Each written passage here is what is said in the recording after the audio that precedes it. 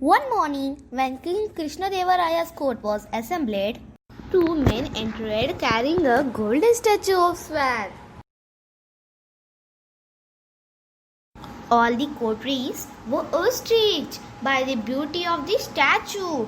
Diamonds and the precious stones studded into the statue glittered in the daylight. "Who are you? And what do you want in our court?" the king asked the two friends. "Maharaja, my name is Ramu and this is my best friend Shamu. He grows vegetables and I am a rice farmer. During last month's unexpected rains, most of his harvest was destroyed and his field became waterlogged." And the other man continued with the story. "Ramu helped me in my time of distress. He offered me a part of his land to plant some fast-growing vegetables. Yesterday, while I was tilling the land, I found this golden swan. Shamu immediately came to me with it. He insisted that since it was found on my land, it belongs to me. But he was the one who discovered the statue on the land given to him, so I think it belongs to him," said Ramu. "Who can settle this dispute among these friends? Who should the swan belong to?"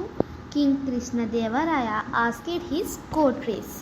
It was indeed a strange situation. Usually the disputes that came to the king's court involved people fighting over possession. This was exact opposite. And then Chatur Pandit spoke next. He said, "Dear king, this swan has been obtained from the earth of this kingdom. It is a sign from the gods. I request you to grant me the permission to take this swan home and inspect it. Then I can consult the religious texts and conduct the necessary rituals that such a find demands for the well-being of the king and the kingdom."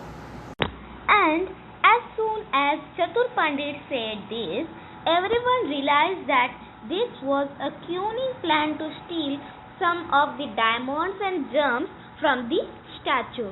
After his inspection would be over, the swan would lose most of his valuable stones. And the king said no. And next, the king treasury spoke. "Your Majesty, I think the swan belongs to the royal treasury. We should take possession of it."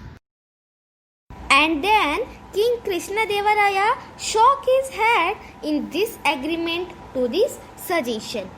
Then he turned to his wise, witty minister Tenali Rama. "Tenali, let me hear your suggestion," asked the king to Tenali Rama.